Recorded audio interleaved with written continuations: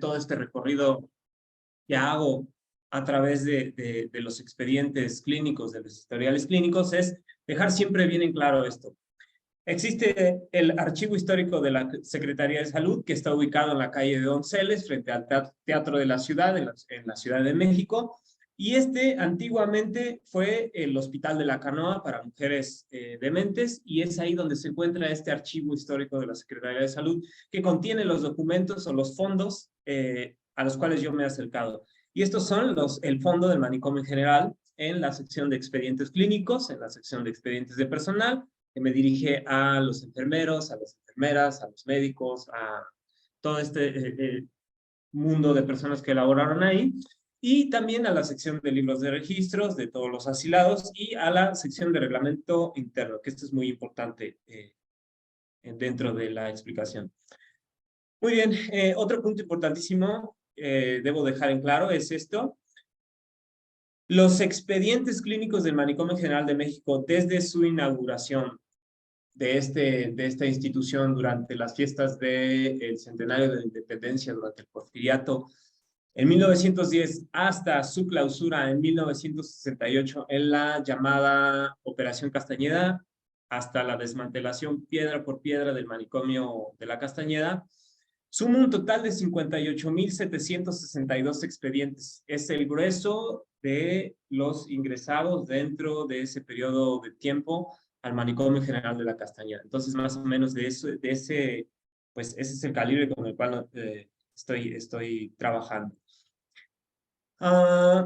Y aquí está, a esto es a lo que voy yo, esto es lo que yo investigo. Digamos que la escritura dentro del Manicomio General de México. ¿Qué es la escritura? ¿Cómo surge?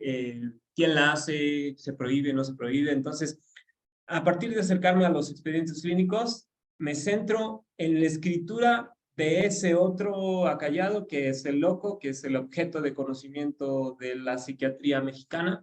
Entonces, eso es lo que me interesa, ¿no? Y otro punto que debo dejar muy bien en claro es que dentro de la fundación del manicomio de la Castañeda,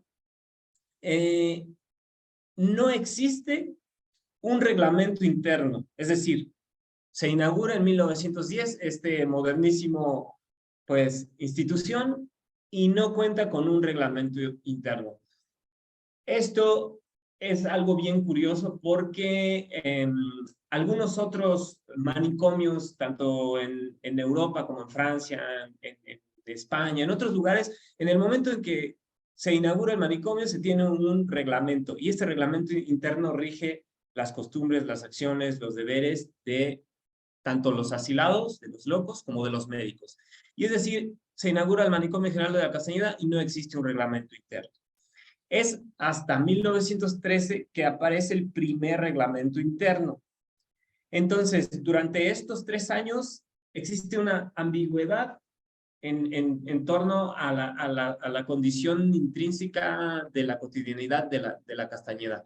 Es decir, no se sabe bien a bien qué pasa, qué se hace, cuántos vigilantes hay, cuántos médicos. No se tiene una ambigüedad, se cuenta con una ambigüedad, ¿no? En este sentido. Y entonces, si yo me acerco a los expedientes clínicos pensando en esto, me encuentro que las cartas de los locos, que las cartas de los familiares me están diciendo que existe un reglamento interno, pero este es un reglamento interno implícito. Y en este momento me están diciendo que la escritura dentro de la Castañeda, dentro del Manicomio General de México, está prohibida. Es decir, desde su inauguración, la escritura está prohibida dentro de la Castañeda. Y esto es algo interesantísimo porque algunos otros reglamentos de Europa y de Francia, como bien lo decía anteriormente, estos reglamentos de estas otras instituciones mentales no hacen hincapié en la prohibición de la escritura. Y este primer reglamento interno de 1913 hace un fuerte hincapié en la prohibición de la escritura en varios artículos. Y son estos dos los que resumen todavía más esa prohibición, ese miedo a la escritura de este loco. El artículo 31 cuenta con varias fracciones, y estas están dirigidas hacia el loco. Se le prohíbe la escritura, se le prohíbe el material mínimo de escritura, es decir, lápiz, papel, tinta, se le prohíbe recibir, escribir cartas, se le prohíben los libros, se le prohíbe toda forma de escritura, es prohibitiva para este asilado. El artículo 35, en específico, genera ciertas prohibiciones en torno a los familiares, es decir, todas aquellas cartas que sean enviadas o que se intenten mandar, sacar fuera del manicomio general, se va a prohibir. Y si se sorprende a uno de estos familiares, ya sea ingresando o sacando correspondencia o libros o periódicos o cualquier material escrito, pues será penado con no volver a entrar al manicomio y se le quitará su pase de entrada. Entonces, lo que estoy haciendo en este momento es decir, entender que la escritura siempre ha brincado dentro de la Castañeda, es decir, siempre se ha prohibido, siempre se ha pensado como algo que no debe de existir, que no debe de estar en contacto con los locos. Como lo decía, aquí está un resumen del artículo 31. A todos los asilados del manicomio general les está estrictamente prohibido mandar cartas, escritos, oficios, etcétera, etcétera, sin previo conocimiento del médico de pabellón en que estén asilados y previo visto bueno de la dirección. Es decir, aquí ya tenemos dos prohibiciones. Es imposible mandar cartas o escritos que salgan, y esto siempre será visto o revisado por la dirección, por los enfermeros, por los médicos. Todo el tiempo vamos a encontrar esa opresión en torno a la escritura dentro del manicomio general. El artículo 35, como lo decía, está formalmente prohibido traer a los asilados dinero, bebidas alcohólicas, tabaco, sustancias que los puedan intoxicar, así como armas, instrumentos. Y este es importantísimo para mí entender. Están equiparando la escritura o la peligrosidad de la escritura con sustancias prohibidas, con alcohol, con tabaco, y son libros, son novelas, son periódicos. Entonces, esto nos hace pensar en el miedo que existe o en por qué la prohibición tan dura sobre la escritura. Y es decir, comparando este reglamento con otros escritos en Europa, en América Latina, en otros lugares, no encuentro una similitud o ese miedo hacia la escritura como tal. Y es decir, ahora que ya di algunos puntos importantes de cómo es que la escritura se entiende todo el tiempo como prohibida, como punto de contagio dentro del manicomio en general, pues yo digo que esta escritura se revela como una impronta de la cotidianidad dentro del manicomio general de México. Es decir, ya adelantaba yo que los archivos administrativos o el fondo administrativo del manicomio dicen no existe reglamento de 1910 a 1913. Y si tú ingresas al expediente clínico y lees las cartas de los asilados, ahí ellos te están diciendo que existe un reglamento interno y que se está llevando a cabo, que los médicos permiten la escritura a ciertos casos en específico y que también se les tiene prohibido el material de escritura. Entonces, si ponemos atención a este material escriturario que generan los asilados y también los familiares, porque también hay cartas de los familiares haciendo referencia al asilado, al loco, le está diciendo, yo sé que hay un reglamento que impide la escritura. Entonces, nos damos cuenta que el expediente clínico del manicomio general nos puede generar, digamos, o puede más bien acortar esas brechas que existen si solo nos abocamos a leer el expediente o este tipo de cosas, si nos centramos en esta fuente que es la carta. Y digo yo, la escritura persiste como la mala hierba, es decir, desde 1910 hasta 1968, siempre nos encontraremos con la escritura, es decir, sin importar su prohibición, sin importar la falta de el material mínimo indispensable, lápiz, tinta, papel. sin importar todas estas prohibiciones, sin importar el analfabetismo imperante a inicios del siglo XX en México, es decir, un alto índice de analfabetismo, y aún así encontramos la escritura persistente y persistente, sin importar los movimientos civiles o armados sucedidos a inicios del siglo en México, sin importar los cambios, las reformas estructurales de la propia institución, sin importar la profesionalización de la psiquiatría, sin importar la medicalización del loco, es decir, a finales de los 60, todo este proceso, lo que yo estoy dejando en claro, o intentar dejar en claro, es que la escritura reniega de todo esto. La escritura siempre se encuentra ahí, sin importar que ella haya sido prohibida desde su inicio. Entonces crece como la mala hierba, se encuentra siempre dentro de los expedientes clínicos del manicomio. Y el impasse de la escritura manicomial, todos los escritos adjuntados dentro de los expedientes clínicos del Manicomio General de México nunca salieron. Es decir, este es otro punto cardinal dentro de esta investigación, o de cómo pensar la escritura o la práctica de la escritura dentro del Manicomio General. Es decir, entender que todos estos escritos que estamos encontrando en los expedientes clínicos nunca salieron, o que llegaron y quizás no fueron leídos por los propios locos. Es decir, todos estos papeles, todos estos escritos, todas estas cartas quedan suspendidas en el tiempo sin tiempo del archivo. Es decir, hasta que no llegue el momento de la escucha, hasta que no llega el momento de prestar oído, hasta que no llega el momento de la lectura, que eso sucede 100 años después, 60 años después.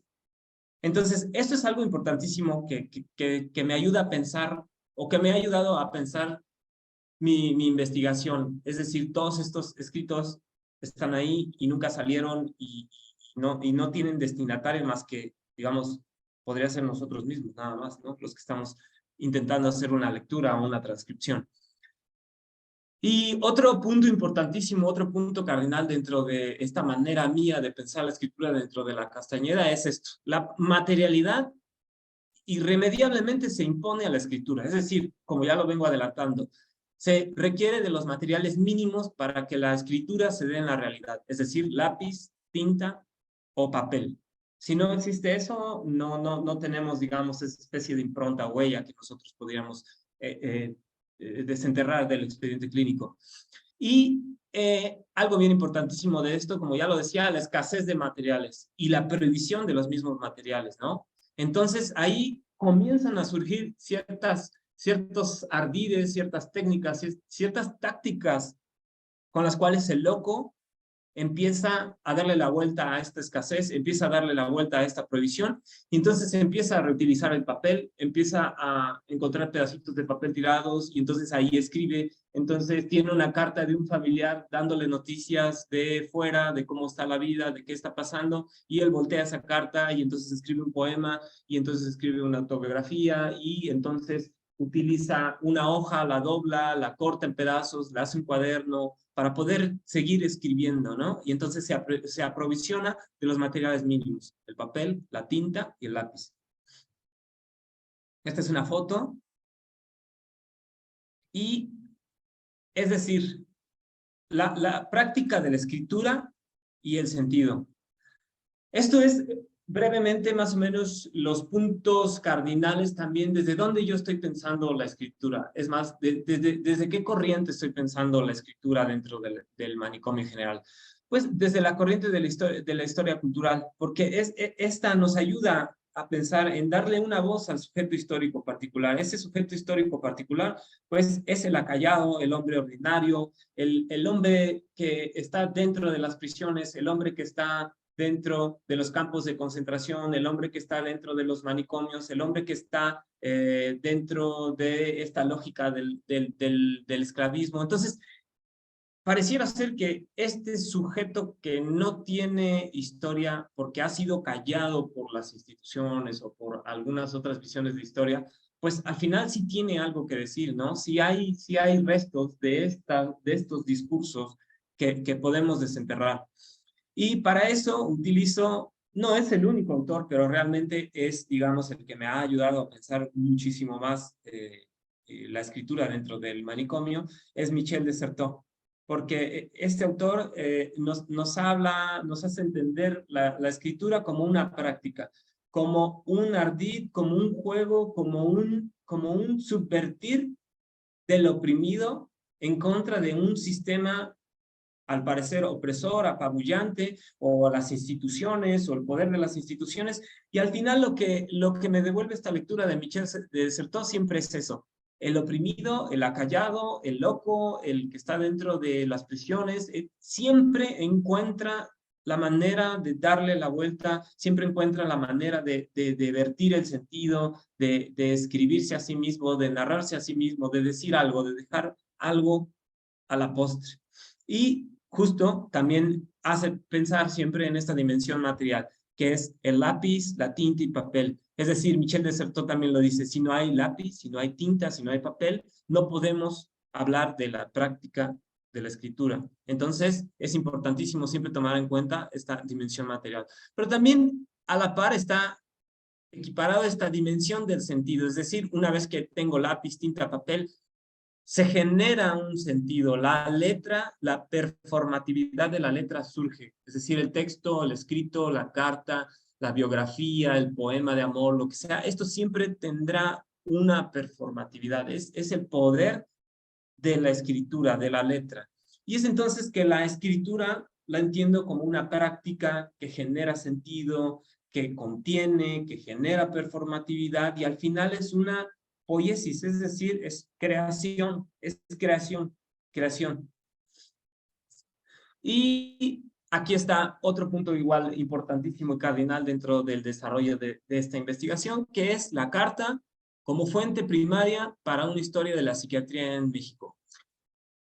Al inicio de mi investigación, o de comenzar a realizar esta investigación en torno a la práctica de la escritura en los expedientes clínicos del manicomio general, pues lo primero que se me decía es: la carta no puede ser pensada como una fuente primaria. O sea, simplemente no se puede pensar porque pues no contiene, digamos, esos puntos clave que le den sentido a una historia de la psiquiatría en México.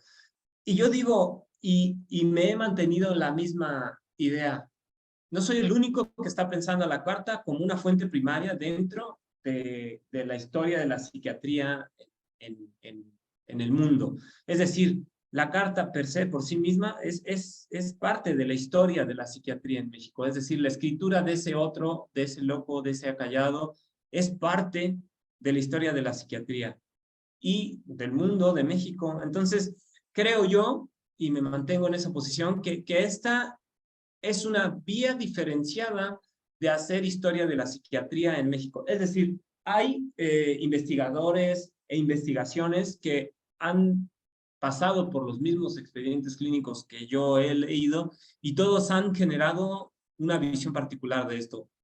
Es decir, algunos otros se han centrado en el desarrollo de la institución, en la profesionalización de la psiquiatría, en la incursión de teorías, de muchas otras cosas, y están pensando la psiquiatría desde ese punto, ¿no? Desde esa visión. Y yo estoy pensando la historia desde la psiquiatría, desde la carta, desde los escritos del loco, pero también desde los escritos del psiquiatra, desde lo que tienen que decir los familiares, desde lo que tienen que decir los formularios administrativos. Entonces estoy pensando la escritura como una vía diferenciada de acercarnos a la historia de la psiquiatría en México. Y no es decir otra psiquiatría, como podríamos o podría pensarse, otra psiquiatría, sino más bien pensar que este discurso es parte fundamental e integral de la historia de cualquier psiquiatría, la voz del loco, la escritura de ese otro.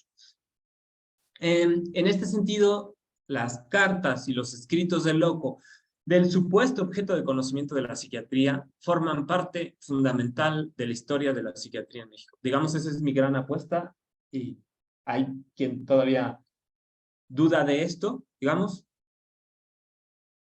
Y esto que pongo aquí es el historial clínico del Manicomio General de México. Es decir, estoy pensando en dos momentos particulares del desarrollo de mi investigación. En un primer momento, este expediente clínico, cuando yo me acerco a este expediente clínico, lo pienso como un repositorio de documentos administrativos y médicos, es decir, esa podría ser la primera visión, ¿no? Yo me acerco a un expediente clínico y lo único que voy a encontrar son documentos administrativos y médicos. Y eso es lo que se me decía al inicio. No es posible que tú puedas generar una investigación, una tesis con lo que escribe el loco, ¿no?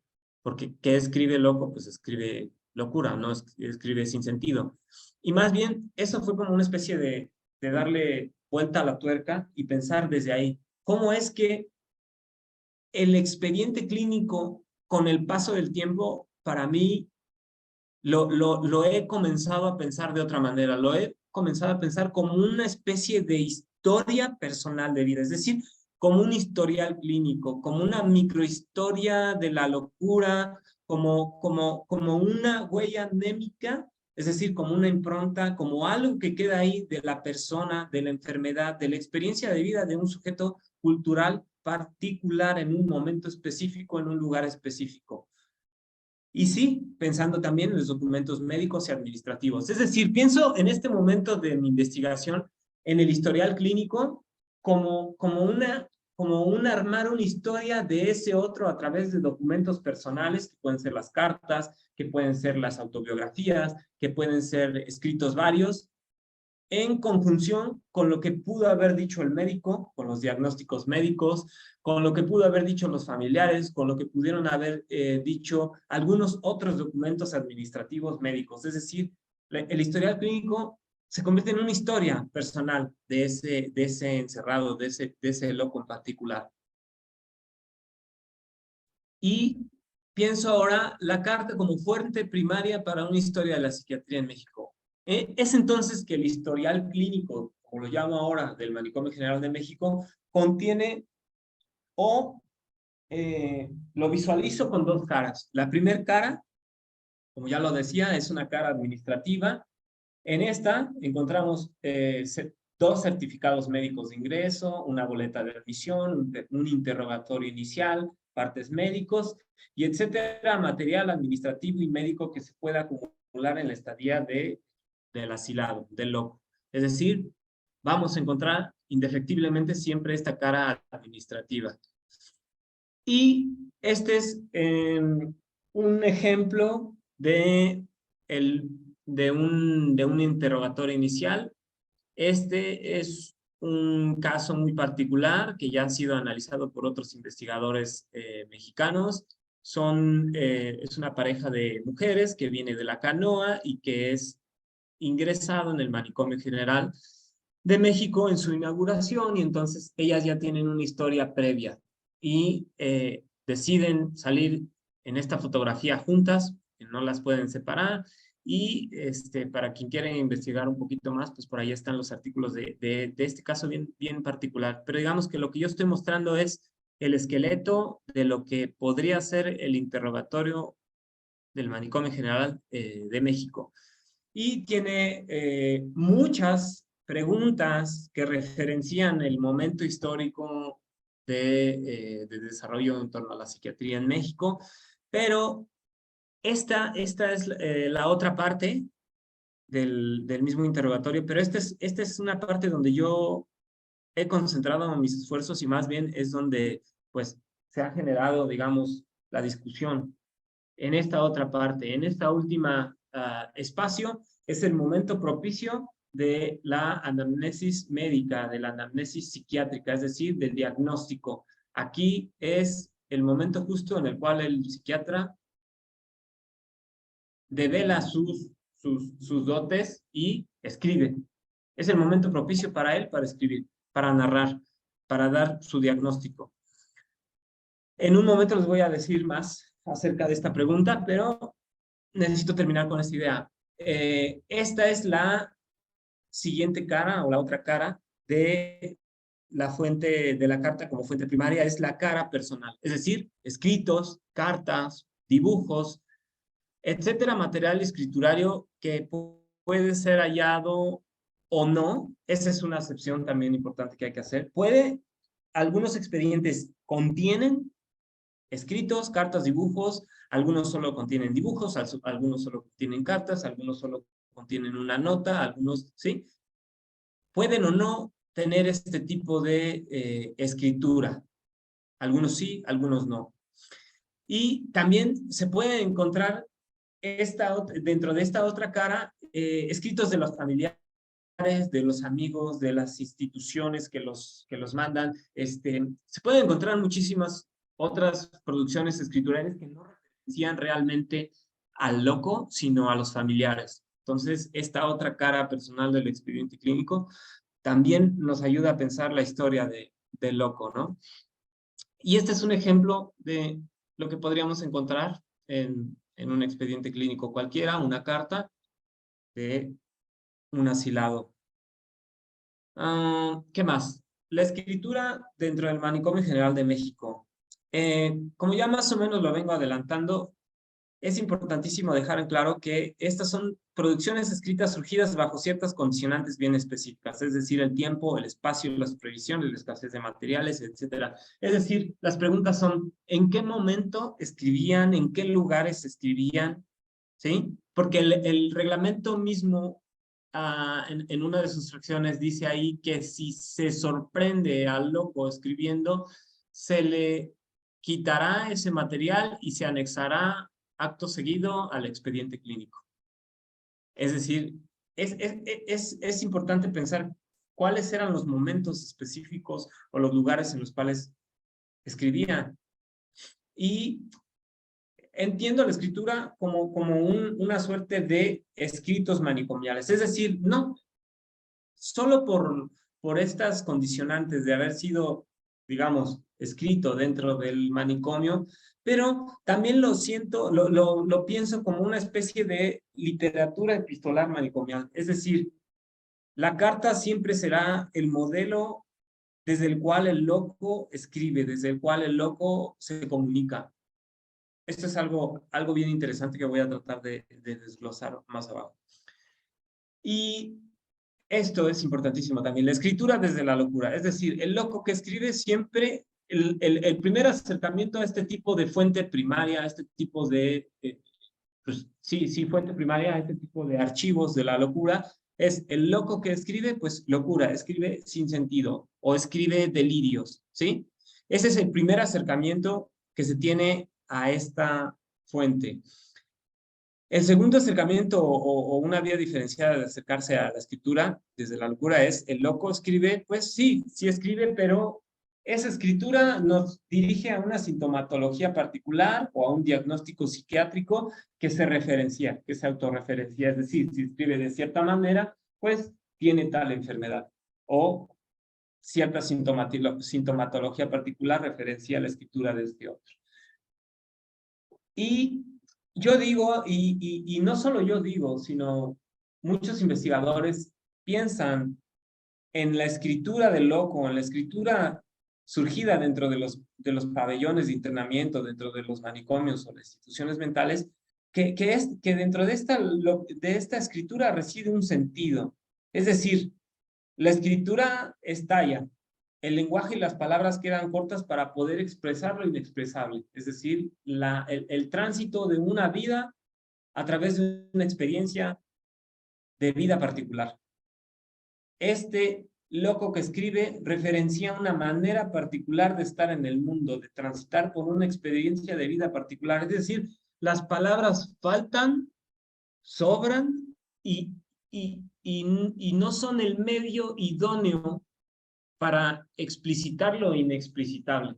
Es decir, por eso que la escritura estalla. Es el único medio por el cual tienen de autorreferenciarse, de dejar una impronta de vida, pero aún así la escritura no estalla en sí misma, pero hay un sentido, es decir. Y otra cosa importante para mí es entender que esta práctica de la escritura es una huella, es una impronta de la cotidianidad del manicomio en general. Es decir, la escritura está presente en el día a día, la lectura está presente en el día a día, en la cotidianidad del manicomio general. Y esta escritura, estas cartas, estas autobiografías, estos cuentos, todo gran variedad de escrituras nos hablan de esa realidad, de ese momento en particular. Y me ayuda a pensar en estas microhistorias, en estas pequeñas historias personales sobre la experiencia de la locura, sobre la experiencia de la vida en el encierro, en el manicomio. Y es, como ya lo decía, una especie de huella anémica escrituraria, más o menos pensando en referencia a Freud. Es decir, una especie de huella queda ahí, un vestigio de vida, de esa realidad, de esa experiencia de la vida en un momento particular. Y para esto necesito ciertas pistas sobre una poética de la vida cotidiana dentro del manicomio general de México. Es decir, estoy pensando desde la corriente de histórico-cultural, desde Michel de Certeau, y no solo desde ese autor, sino de muchos otros autores, pero me ayuda a pensar en la poiesis, en la acción, en la técnica, en el aprovisionamiento de los materiales mínimos de escritura. Es una poética de la vida cotidiana, es decir, es acción diaria sin importar su prohibición, sin importar todas las condicionantes. Aquí tenemos una foto en donde podemos ver a varias personas reunidas en torno a una carta y están leyendo. Entonces, ese tipo de materiales también me ayuda a pensar que en el día a día la escritura, las cartas, la lectura, era el corriente. Y vuelvo a esto de la escritura como poiesis, entenderla como acción, como creación. La tecné sería el aprovisionamiento de materiales mínimos de escritura para crear estos escritos. La poiesis, es decir, la acción, la puesta en práctica de la escritura, es decir, la escritura como tal. Y al final tenemos un escrito, un texto, y este texto es sentido. Y esto es algo que vengo elaborando exactamente con el transcurso del tiempo, en pensar a la carta como un modelo arquetípico de escritura. Es decir, la carta funciona como inicio o como contenedora de diversos modelos poéticos escriturarios. Es decir, la carta inicia con la fecha, el remitente, el lugar, y termina indefectiblemente todos estos escritos con la rúbrica. Sin importar si esta carta o este formato de carta o este modelo de carta se convierte a la mitad en una autobiografía, o se convierte a la mitad en un poema, o se convierte a la mitad en una petición o en una declaración de no locura. Pero al final, la vuelta viene en la rúbrica. Es decir, inicia con la fecha, el lugar, el manicomio, y termina indefectiblemente con la rúbrica. Eso es algo interesantísimo. Entonces es por eso que pienso la carta como un modelo desde el cual el loco hace estallar la carta y la convierte en otra cosa. Y esta carta genera lo que yo llamo modelos poéticos de escritura manicomial dentro o del Manicomio General de México. Es decir, estos modelos de acción, de creación, solo surgen bajo estas condicionantes, bajo estas prohibiciones y en este momento, en este lugar en específico que es el Manicomio General de México. Y estos modelos poéticos escriturarios manicomiales son en sí mismo, un universo escriturario. Es decir, en algún momento también se me llegó a cuestionar que era imposible poder crear, ¿no? O pensar en que los escritos o las cartas o los poemas podrían ser pensados como un universo escriturario por sí mismo. Y claro que sí, es grande la cantidad, muy grande la cantidad de escritos que podemos encontrar dentro de los expedientes clínicos, dentro de los historiales clínicos. Y es en este sentido que el material escrito genera su propio espacio de entendimiento, su propio lugar donde se generan tentativas de explicación. Es decir, este mismo material que surge dentro del manicomio se explica a sí mismo. Se genera y se explica y se entiende a sí mismo. Es decir, si sale fuera del manicomio, si sale de estos lugares, no podríamos encontrar estos modelos de escritura, ¿sí? Y otra cosa que tengo que dejar en claro, que también esta fue parte de algunos debates que he tenido en el transcurso de la investigación o de mi investigación, es que no se trata de modelos literarios lo que yo estoy presentando. Eh, es decir, no estoy pensando en cuentos, en novelas, en autobiografías como tal, sino pienso que estos modelos literarios, es decir, el cuento, la novela, los refranes, las máximas, todo este tipo de modelos literarios funcionan como espejos desde los cuales mirar, es decir, desde los cuales poder configurar una suerte de espejeo. Esto me ayuda a pensar la escritura en el manicomio bajo estas condicionantes específicas como un espejeo de estos modelos literarios que funcionan, que son la novela, el cuento, el poema, todo este tipo de modelos. La carta también, como ya lo adelanté, es correspondencia, es misivas, es decir, dentro del expediente clínico encontramos cartas de familiares y amigos enclaustradas ahí. Tenemos cartas dirigidas al director general del manicomio en turno pidiendo empleo, pidiendo mejora de condiciones, diciendo que no son locos, infinidad de vías o de senderos puede tomar estas cartas dirigidas al director general. Cartas a instituciones públicas, ya sea que el loco las esté enviando o que les estén enviando cartas puede ser de la beneficencia pública, puede ser de la prisión de Belén, puede ser de alguna otra institución mental, puede ser de el lugar donde está trabajando, puede ser de diferentes lugares. Esto es bien interesante que me he encontrado carteo entre asilados. Dentro del reglamento interno también existe un espacio a la prohibición de el carteo entre asilados, es decir, no se les está permitido escribir, pero tampoco les es posible enviarse cartas entre ellos o entre pabellones. Esto es algo interesante. Y los historiales clínicos que he revisado muestran, pues, el ardid del que escribe, del loco, es decir, poemas que escribe un loco con un nombre en específico, se los envía a su amigo dentro del Manicomio General de México y estos poemas, estas cartas, las encuentro en ese otro expediente. Es decir, uno escribe y lo que ese escribe lo encuentro en otro expediente clínico. Y ahí me está demostrando que existe este carteo entre asilados, que digamos es parte de la prohibición dentro del reglamento.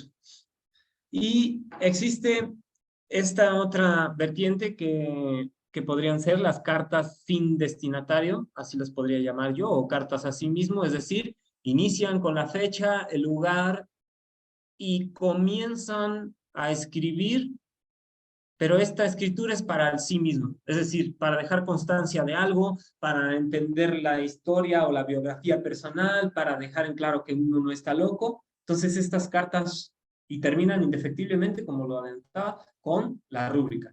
Voy a ir un poco más rápido porque parece ser que ya se va acabando el tiempo. Y la carta como contenedora de la multiplicidad.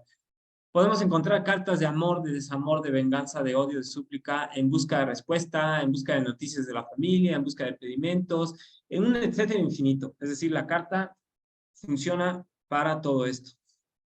Y a partir de este momento, aquí están, digamos, los modelos poéticos escriturarios que yo he comenzado a pensar a través de la lectura de los historiales clínicos. Poemas. Encontramos poemas, una gran cantidad de poemas dirigidos o no a alguna persona, dentro, fuera o para ellos mismos.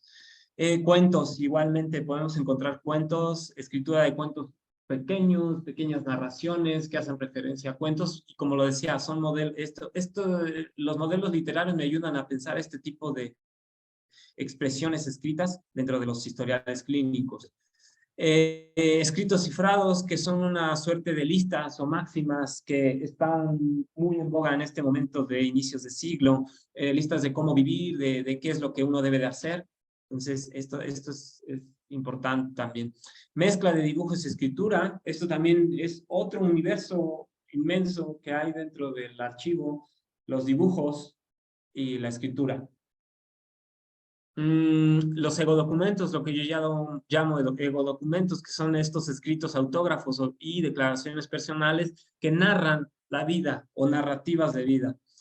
Los microgramas, estos son una especie de escritos en miniatura, específicamente hechos en hojas de reuso y con una letra milimétrica a lápiz. Este nombre lo tomo de un escritor suizo-alemán, Robert Walser, que escribe de esta manera en pequeñas hojitas de reuso, en boletos, en tickets de tren, en cartas que voltea y que sigue escribiendo ahí, en calendarios que cortan pequeños pedazos y él sigue escribiendo ahí de manera pequeña a lápiz. Entonces yo encuentro que este es un modelo poético bien socorrido dentro del manicomio en general. Es decir, al entender la prohibición de la escritura y la escasez de los materiales mínimos, genera este tipo de acercamientos. Es decir, una hoja tamaño oficio, la cortan en 2 pedazos, la doblan y la hacen una especie de cuadernillo de escritura en donde pueden vertir poemas, donde pueden vertir cartas a las familiares. Entonces, este es un modelo que surge con cierta vitalidad dentro del manicomio general. La falta de tiempo, la verdad, no me permite ahondar en cada uno de ellos, porque cada uno de ellos tiene una particularidad bien específica, bien grande, entonces podría tardar mucho tiempo en cada uno de ellos. Perdón, Antonio. Sí. Cuentas todavía hasta con 15 minutos, ¿eh? Sí, justo. Muchas gracias. Y después surge este otro gran universo que son las autobiografías. Y dentro de este gran universo de las autobiografías hay autobiografías incentivadas por el psiquiatra, es decir, existe una primera generación de psiquiatras o de viejos alienistas a inicios de siglo, 1910, que incentivan la escritura de ese otro. Y dentro de estas autobiografías podemos encontrar una suerte de anamnesis personal. Es una especie de diagnóstico personal que se hace el loco. Es decir, él mira ciertos hitos de su vida personal y los autorreferencia. Narra la propia vida o narra su enfermedad. Y puede o no aparecer este tipo de anamnesis en este tipo de autobiografías incentivadas por el psiquiatra como parte de la cura de ese loco. Existen ciertas autobiografías no incentivadas por el psiquiatra, porque las anteriores dice, el médico me dijo que yo escribiera mi vida o que escribiera algo, ¿no? Antes de salir. Y estas otras autobiografías no incentivadas por el psiquiatra son hechas realmente por el loco, porque tiene esa intención de narrarse a sí mismo. Y estas otras autobiografías de la mente, que es un concepto en construcción, que es una especie de narración de la experiencia de la enfermedad que se narra a sí misma, es decir, es como si la locura se narrara a sí misma. Y tiene una particularidad muy específica que se diferencia de estas otras 2 autobiografías. Lo que yo llamo novelas psiquiátricas, o lo que he llamado novelas psiquiátricas en algunas otras investigaciones, es decir, el psiquiatra, el alienista, escucha la oralidad del loco, del familiar, y él toma esa oralidad y en este espacio que anteriormente les decía, él describe la vida de ese otro como si se tratara de una pequeña novelita. Es decir, nos muestra los hitos de la locura de ese otro. Y algunos se abocan a esta escritura, algunos se alejan de esta escritura con comillas, y entonces, digamos, es todo un mundo, este tipo de acercamiento de los psiquiatras hacia la vida de este otro. Y digo, por falta de tiempo no puedo ahondar en ello. Y rápidamente, la escritura es una vía poética de encuentro, ¿sí? ¿Entre quién? Entre el psiquiatra y el loco. Es decir, cuando inicié mi investigación pensaba solo en la escritura del loco. Y conforme ha pasado el tiempo me he dado cuenta que el psiquiatra y también su práctica escrituraria influyen dentro de este otro. Entonces, la escritura es una vía de comunicación entre estos dos, entre el psiquiatra y el loco. Y este historial clínico contiene la escritura del psiquiatra, pero también contiene la escritura del loco en forma de cartas escritos. Y la escritura del psiquiatra siempre va a ir referenciada hacia el diagnóstico clínico, hacia la anamnesis psiquiátrica. Y algo importantísimo que no se puede olvidar y que con el tiempo ha tomado mayor fuerza dentro de la investigación es esto: la escritura del familiar y del amigo también es parte de este desarrollo de estas microhistorias. Y esta es la pregunta que detona todo esto que son las autobiografías o que son estas pequeñas novelas psiquiátricas, es: descríbase su delirio, extravagancia, sus dichos irracionales y todo lo anormal que haya notado en la conducta del enfermo. Es decir, esta es la pregunta que acciona o que detona toda esa escritura del psiquiatra, que recoge la oralidad del loco, del familiar, y ahí él crea todo esta mezcla de escrituras, de oralidades, de discursividades, y lo hace como parte del diagnóstico clínico. Y aquí está la pregunta. Y digo yo, a través de esta pregunta me puedo guiar la escritura o la práctica de la escritura dentro del manicomio. Es decir, en 1910 es una pregunta total. Preguntan por la oralidad y la narratividad, se interesan por esa la narratividad de ese otro, del loco. En 1920 el formato cambia, la pregunta se reacomoda y se hace más pequeña. Ya no están tan interesados los psiquiatras en la escritura de ese otro. En 1930 la pregunta se torna ambigua y hay nuevos, viejos formularios, no hay formularios, y se introduce la máquina de escribir, que este es igualmente un cambio grandísimo dentro de pensar la práctica de la escritura dentro de la Castañeda. Es decir, los médicos ahora ya no van a escribir, van a tipear, se van a cambiar los formularios, y es otra lógica. Y pues bueno, más de lo mismo, es decir, esta hoja cambia conforme pasa el tiempo. Algo que también quisiera hacer mención es esto que yo llamo la anamnesis psiquiátrica en el Manicomio General de México. Coloquio anamnésico, esto es una idea más o menos pensando en Freud, es decir, en estos historiales clínicos, Freud pensaba, él pensaba en que las personas leían estos historiales clínicos como si se tratara de novelas. Y es decir, en este coloquio anamnésico o en este diagnóstico psiquiátrico se entrecruza la oralidad del familiar, del psiquiatra, del loco, de todos ellos. Y esto es algo que vengo pensando exactamente a través de todo este tiempo de archivo, es decir, de 1910 a 1920 tenemos alienistas de la vieja guardia o viejos alienistas con pretensiones psiquiátricas, que yo en algún momento he llamado protopsiquiatras también, que ingresan al Manicomio General de México, pero siendo alienistas que han trabajado en la canoa y vienen pensando de la misma manera. Y estos alienistas son los que lidian con la escritura e incentivan la escritura de este loco o de ese otro. Y será del periodo de 1920 a 1930 en donde hay una generación de médicos con pretensiones psiquiátricas, es decir, que intentan pensar de manera psiquiátrica, y todavía algunos de ellos lidian y no con la escritura del loco y con ella como parte del diagnóstico clínico. Y en 1930 aparecen los primeros psiquiatras formados en psiquiatría, y estos olvidan la escritura del loco, olvidan la práctica de la escritura, y esta se vuelve sintomatología, esta se vuelve parte de una forma de medicalizar a ese otro.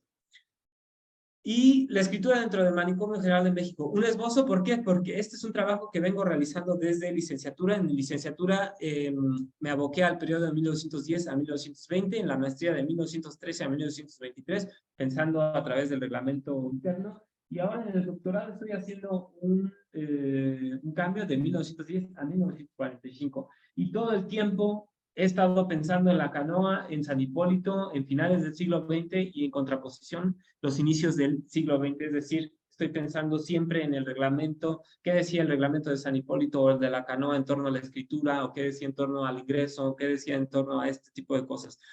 Y al final es esto, lo único que intento hacer con esta vía diferenciada de pensar la historia de la psiquiatría es esto, contribuir a nuevas generaciones de investigadores a pensar una vía diferenciada de hacer historia de la psiquiatría en México. Es decir, mi trabajo es uno entre muchos que en el mundo están pensando en la escritura del loco, que están pensando en los archivos de los manicomios. Y es decir, en México, pues es una investigación que justamente está en desarrollo. Y pues creo que ya sería todo. Justamente agradezco su atención y seguramente quedan muchos huecos, muchos vacíos, muchas preguntas, pero pues agradezco infinitamente su escucha.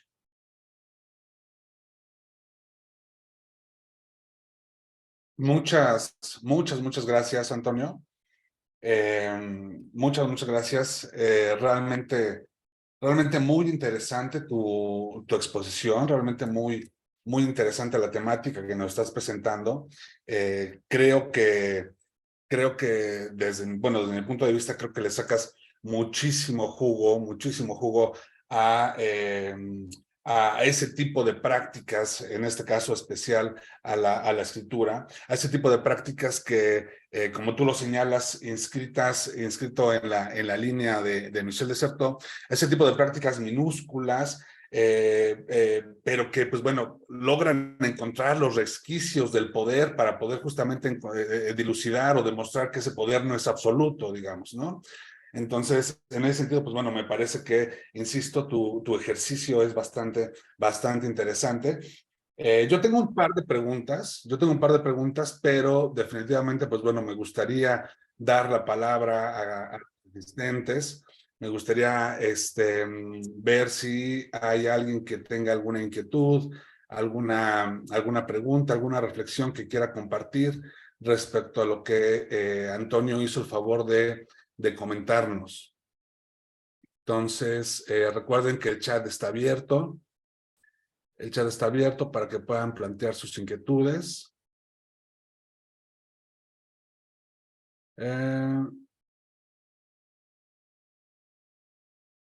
Pues no, hasta este momento todavía no, Antonio. Sin embargo, pues bueno, si me permites, insisto, me gustaría a mí abundar en lo que te estaba comentando. Creo que, insisto, me parece que para mí es muy importante recuperar esos actos minúsculos, esos actos parciales, esos actos invisibilizados, digamos, que en alguna medida ponen en jaque o ponen en cuestión a lo que pudiera parecer un poder absoluto o un poder, digamos, completamente abarcador, ¿no? Entonces, en ese sentido, yo creo que tu ejercicio es bastante interesante, es bastante valioso y creo que como tú lo señalas, pues bueno, abre el campo para poder, digamos, seguir reflexionando en esas prácticas minúsculas. Especialmente a mí, bueno, me llama la atención cuando tú señalas que las cartas pueden constituirse o de hecho deben de considerarse como fuentes indispensables para la historia del manicomio en México.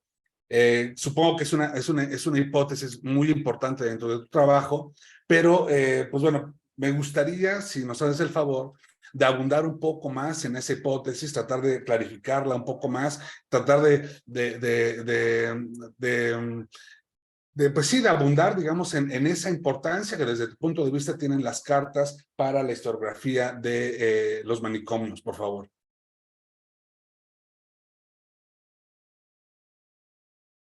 Ok, sí. Digamos que este siempre fue y sigue siendo, digamos, el cuestionamiento que se le hace a la investigación, ¿no? En torno a los archivos de la locura o a las instituciones mentales. Y ya lo dices bien.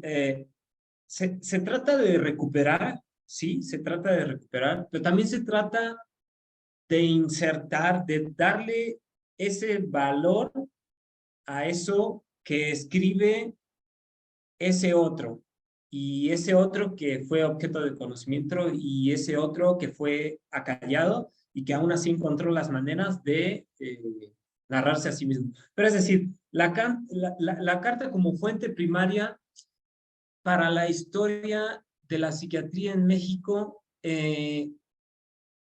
tiene que ser pensada como el contenedor, sí, de prácticas médicas también, sí, de metodologías, sí, de una jerga psiquiátrica que se va desarrollando y que en algunos momentos el mismo loco retoma lo que está escuchando decir al psiquiatra y él lo toma y escucha esos diagnósticos y él dice, ellos dicen que yo sufro de tal diagnóstico y yo lo refuto porque, y entonces él empieza a dar su explicación, ¿no? Y es decir, todo este material escriturario en conjunción da luces a todo esto que está pasando en un momento particular, es decir, las cartas y lo que se viene pensando en 1910 no es lo mismo que se va a estar pensando en 1950, ¿no?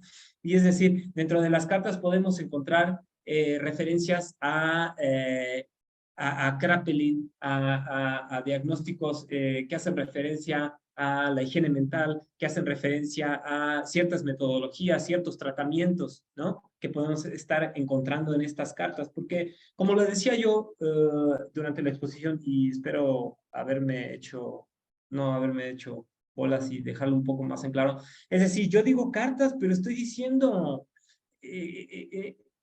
quizás otra cosa, o sea, la carta es la contenedora de otro material escriturario que nos está diciendo muchas más cosas, ¿no? Ellos pueden estar hablando de los tratamientos que se les están dando en estas cartas, ¿no? Y entonces eso ya te está referenciando a los médicos que hacen eso y qué se está pensando como psiquiatría o como tratamientos. Es decir, estas autobiografías incentivadas por los primeros psiquiatras del manicomio nos están referenciando una práctica médica como lo veo yo, como lo entiendo, anacrónica, es decir, estos médicos que vienen trabajando con estas mismas pacientes de la canoa están haciendo exactamente lo mismo a inicios de la Castañeda.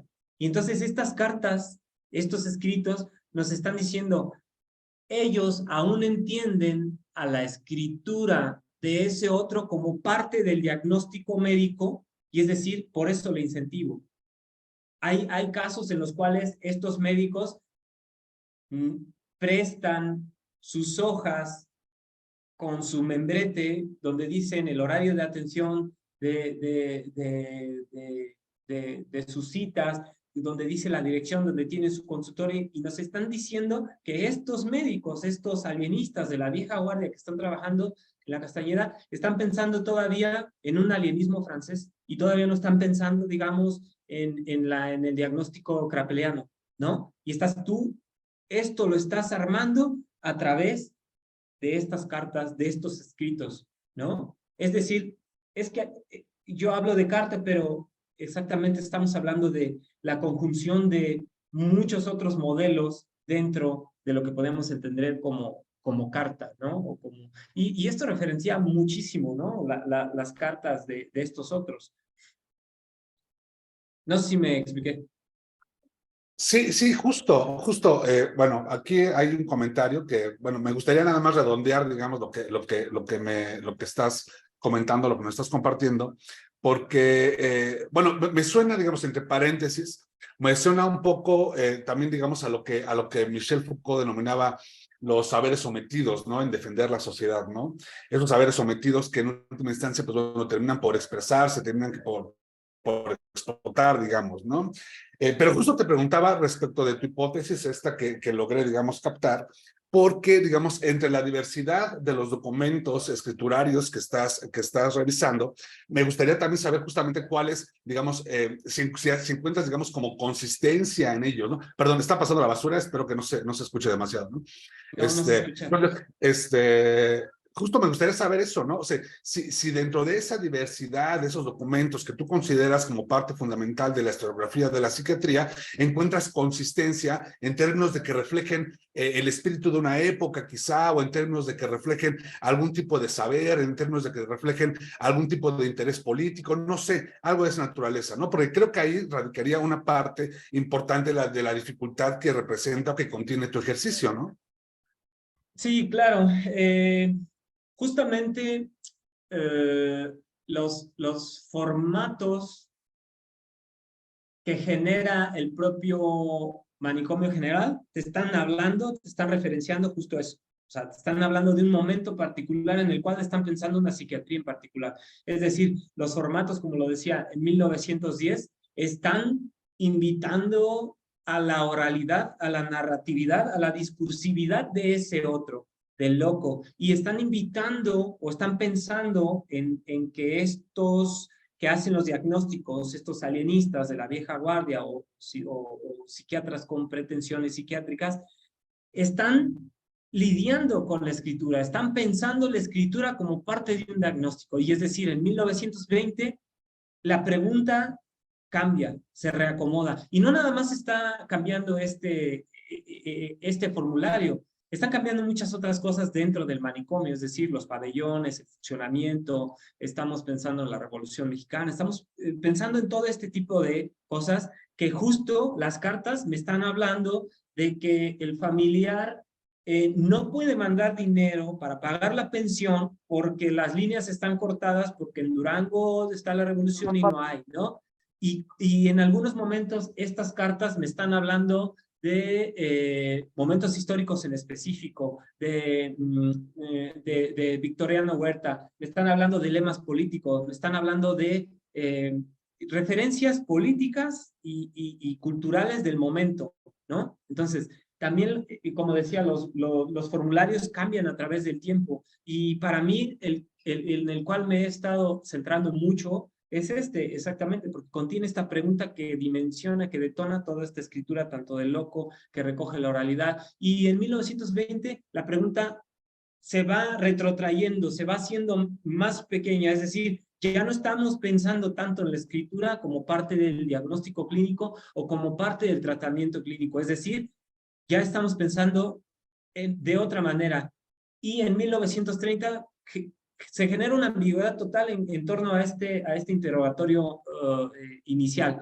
La pregunta se hace pequeña, en algunos momentos se tacha, en algunos momentos ya los médicos están generando su propio interrogatorio inicial, es decir, la introducción de la máquina de escribir como parte del quehacer cotidiano del médico. Entonces, elimina de por sí ya este formulario, se torna obsoleto. Y estamos ya en este momento de la historia, estamos pensando ya más en el loco como un enfermo de la mente que hay que curar y entonces estamos buscando hacerle pruebas, entonces estamos medicalizando. Y entonces yo puedo mirar cómo estos formularios se van medicalizando conforme pasa el tiempo, es decir, vamos pensando de otra manera. Ya no se pregunta, descríbase sus delirios, sus dichos, sino más bien se pregunta ¿qué pasa con el examen físico? ¿Qué pasa con el examen? ¿Sí? Y entonces empiezo a notar mediciones, empiezo a notar que los médicos ya no retrotraen esa oralidad, esa narratividad de ese otro. Es decir, ya nada más es un diagnóstico clínico que se aboca a un cuerpo enfermo, a una mente enferma, y entonces estamos pensando en otra psiquiatría, ¿sí? Y entonces todos estos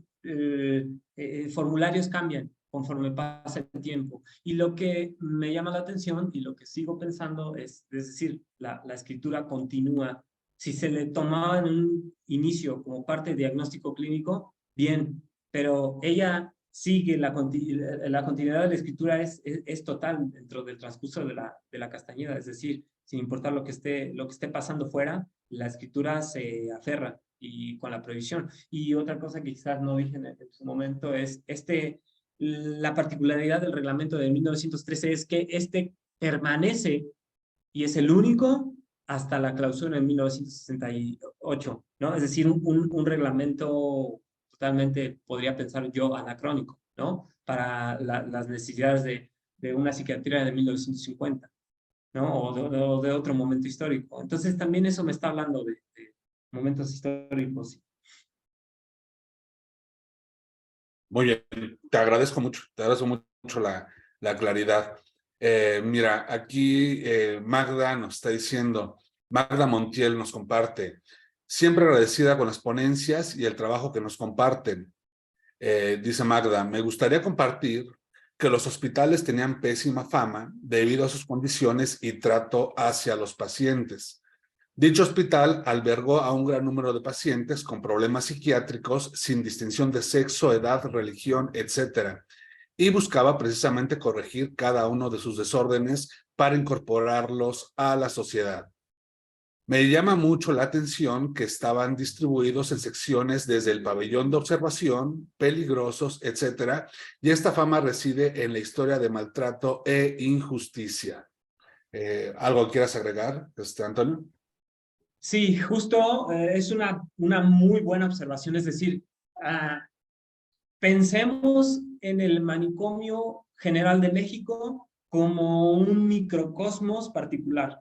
Es decir, si tú lees el reglamento interno, más o menos podrías tener una idea de la cantidad de personal que se necesita para que funcione esta pequeña ciudad en miniatura, ¿sí? Entonces estás hablando de 1000 personas, quizás, muy conservadoramente, para que vigilantes, enfermeros, médicos, están las viviendas de los médicos ahí, hay hortalizas, hay cine, hay bibliotecas,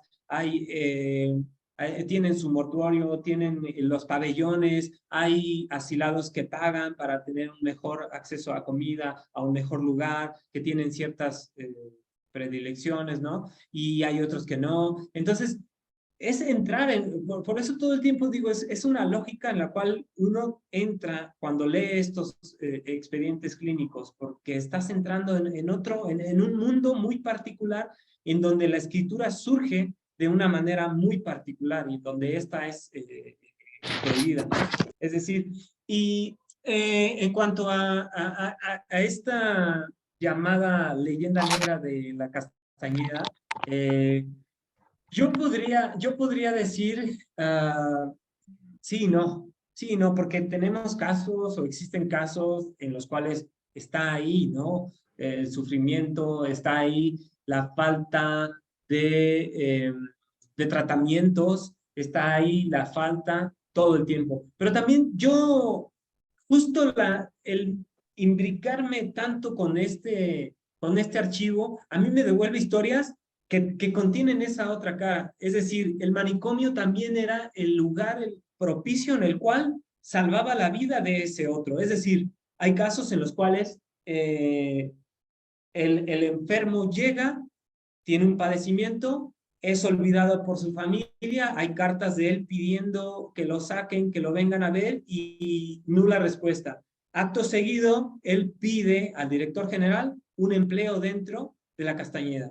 Se le da el empleo y entonces él funciona dentro de esta lógica. Entonces él está ahí. Algunos continúan su vida ahí, algunos otros tienen algún brote otra vez y entonces pasan otra vez al pabellón y salen de ahí y los médicos dicen otra vez ya está bien y entonces otra vez puede pasar a ser vigilante y hay algunos que leyendo sus autobiografías dicen yo tuve estos ciertos episodios, llegué a la Castañeda, pero salgo y ahora me convierto en enfermero y ahora yo estoy aquí y hay otros casos en los cuales dicen si yo salgo de aquí y me muero, no entiendo ya la vida fuera de este lugar, fuera de esto. Entonces yo también ayudaría a pensar esta otra visión, es decir, sí existe esta opacidad dentro del manicomio, donde tenemos estas fotos donde está derruido, pero también tenemos estas otras fotos donde hay un mundo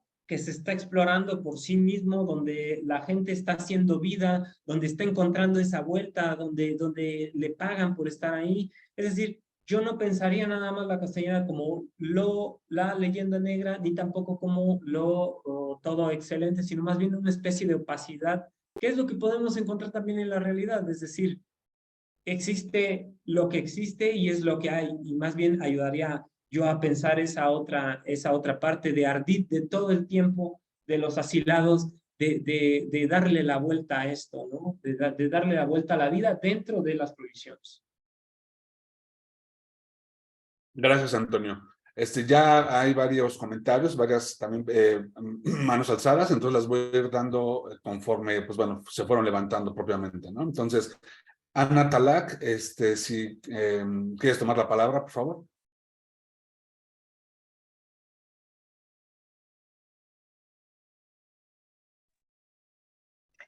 Buenas noches, ¿me escuchan bien? Bien. Sí. Sí. Sí. A ver. Bueno, en primer lugar quería agradecer poder participar en este seminario y quería felicitarlo a José Antonio por su presentación y el magnífico trabajo de investigación que está realizando.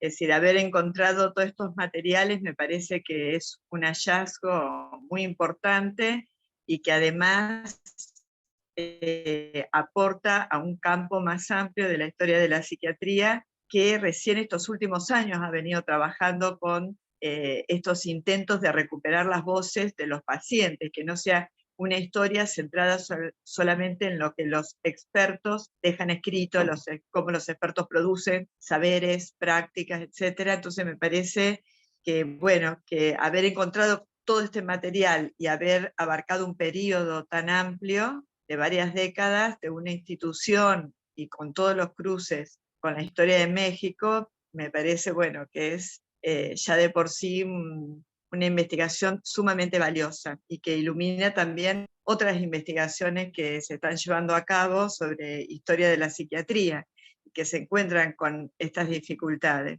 Así que primero de todo quería, bueno, felicitarte y toda tu presentación, por supuesto, nos ha dejado con muchísimas ganas de saber más cosas. Es decir, que eso implica que ha sido una buena presentación, ¿no? Porque queremos saber más cosas de los puntos que has comentado.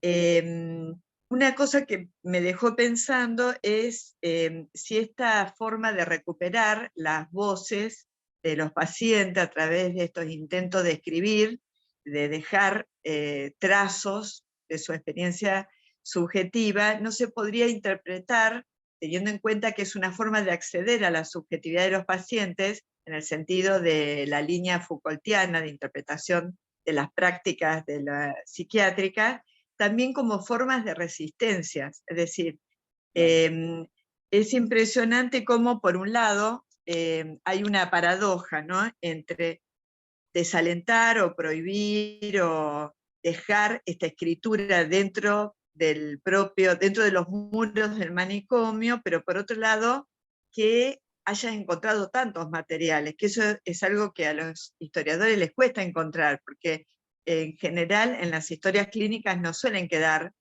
estos papeles, voces, cartas de los propios pacientes. Entonces, eso ya me parece algo, bueno, que podría merecer una explicación, ¿no? Si por un lado se desalienta, se quiere eliminar o tapar o neutralizar estas voces a través de huellas que permanezcan en el tiempo, pero por otro lado, que hayas encontrado tantos materiales, ¿no? Como son todas estas clasificaciones que te permitieron hacer. Entonces, eso por un lado. Por otro lado, esta cuestión de la subjetividad, retomando la línea Foucaultiana, yo pensaba que también se la podría interpretar con estas líneas de epistemología de la resistencia, en donde, bueno, la subjetividad trata los pacientes que están sometidos a un dispositivo que le marca límites sobre cómo ellos tienen que interactuar, es decir, que eso es bastante rígido dentro de los manicomios, sin embargo, se ingenian para poder dejar por escrito, ¿no?, lo que les pasa, de alguna manera, lo que sienten, lo que reclaman. Entonces, serían como formas de resistencia que tienen los pacientes. Hay otras formas, ¿no?, pero que pueden hablar de también posiciones subjetivas, ¿no?, de estos pacientes, que muchas veces los historiadores, si nos metemos en estos temas, esto queda como algo bastante especulativo, interpretativo, pero poder contar con estos registros permite llevar Es decir, encarnar un poco más, tener evidencias para poder sostener estas hipótesis. Y también poder, así como tu modelo es la historia cultural, bueno, tener en cuenta cómo todas las manifestaciones de la subjetividad están mediadas por parámetros, dispositivos culturales, ¿no? Porque me llamó mucho la atención esto que comentabas de las cartas, que todas las cartas tienen un formato general, lo que vos mostrabas ya analfabetos, tener esa escritura tan prolija, tan caligráfica, ¿no? Que a nosotros en los jóvenes de hoy en día nos cuesta encontrar en los universitarios esa escritura para poder entender justamente lo que quieren. Entonces, bueno, me preguntaba por eso, es decir, que por un lado, dentro de estos manicomios, es la gente que a lo mejor ocupa posiciones más subalternas en la sociedad, los que están presentes en estos manicomios, pero sin embargo, estos tipos de escrituras muestran cierta alfabetización, cierta internalización de estos parámetros culturales que permiten hacer también otras hipótesis sobre, es decir, a veces, ¿qué quiero decir con esto? Que a veces la historia tiende a homogeneizar, ¿no? Decimos, bueno, ¿quiénes van a los manicomios? Los pobres, los que están más marginados, los que las familias no tienen otros recursos, y por ahí que hayas encontrado todos estos tipos de escrituras diferentes permite salir un poco de esa homogeneización que a veces es fácil caer en ella, más cuando uno abarca periodos grandes o cuando uno hace hipótesis tipo Foucault. Una de las críticas que se le ha hecho es eso, ¿no? Esas grandes homogeneizaciones que hace en relación a temas de la subjetividad. Y también me parece que categorías que pueden ser muy útiles para interpretar estas cuestiones de la subjetividad de los pacientes, de la psicología de los pacientes, no de la psicología o de los saberes psiquiátricos que se usan para interpretar a los pacientes, sino de esta subjetividad psicológica, ¿no? Podríamos llamarla así, son los conceptos de la psicología macrocultural de Karl Ratner, ¿no? Que habla de estos procesos de ida y vuelta, de cómo los factores macroculturales, que pueden ser instituciones, artefactos, conceptos, están mediando cómo se desarrollan nuestras subjetividades. Por lo tanto, nuestras subjetividades, más que interpretarlas en una forma esencialista, en realidad están muy mediadas culturalmente, pero este autor nos da como ciertas herramientas conceptuales para que nosotros podamos ver más en detalle o ver la heterogeneidad de esas mediaciones y no quedarnos en cuestiones más amplias, en donde uno habla de la cultura, de la sociedad o de la cultura académica. También, por último, para dar la palabra también a otros, aunque es decir, tengo miles de comentarios para hacer porque me gustó mucho lo que has encontrado y lo que estás haciendo, es también el papel, es decir, estos papeles que recuperan, ¿no? Estos escritos, cuando no son los mandados o los pedidos por los propios psiquiatras de escribir una autobiografía. También cómo los cuenten y los recogen, ¿no? Seguramente eso va a ser no a partir de los propios expertos psiquiatras o muy difícil, sino va a ser a través de ellos que cuidan de los vigilantes, de los enfermos en estos papeles, los que a lo mejor limpian la cama y encuentran un papel. Entonces el papel de estos otros, que siempre en la historia psiquiátrica, de las instituciones psiquiátricas, juegan un papel tan enorme en cómo se desarrolla la vida cotidiana y en los intercambios, en el desarrollo de la intersubjetividad de todos los que están participando de esa vida comunitaria, ¿no? Y bueno, y tenía otras cosas más, pero ahora voy a dejar el espacio para otros participantes. Bueno, muchas gracias. No, muchísimas gracias a ti, muchísimas gracias. Sí, y justo todas estas brechas que dejo en esta exposición, surgen estas preguntas exactamente, y la falta de tiempo no permite, ¿no?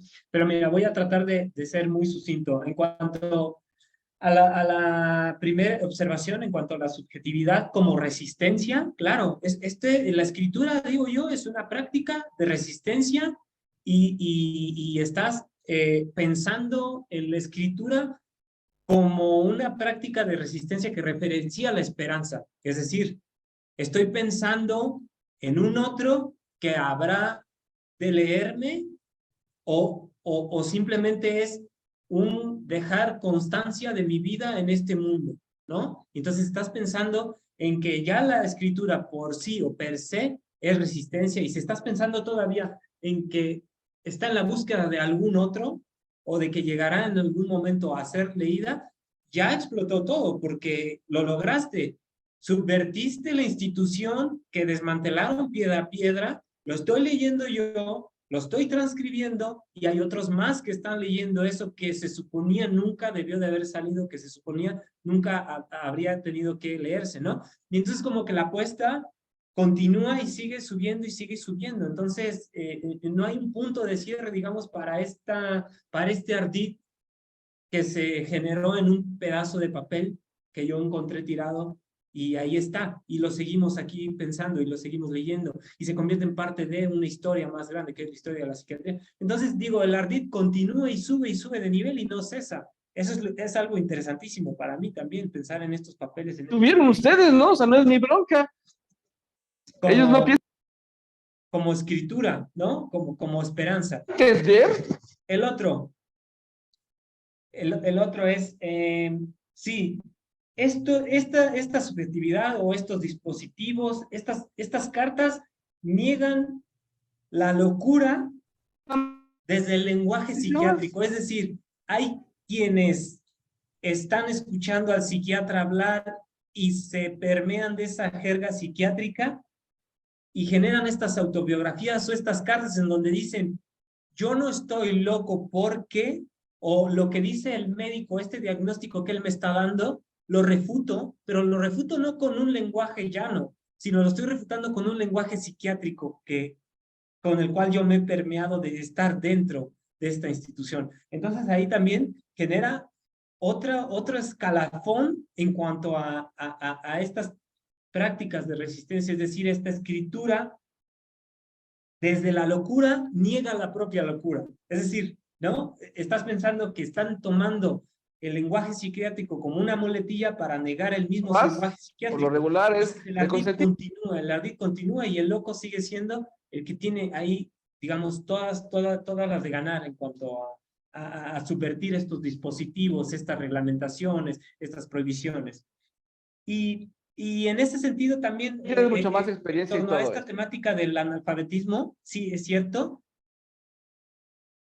He encontrado casos en los cuales estoy leyendo una carta terriblemente bien escrita, sin faltas de ortografía, con una buena caligrafía, y al final me encuentro con una rúbrica chueca, con una rúbrica tal que hace pensar que este loco le pidió a algún otro que le escribiese esa carta, pero él hace suya a través de la rúbrica.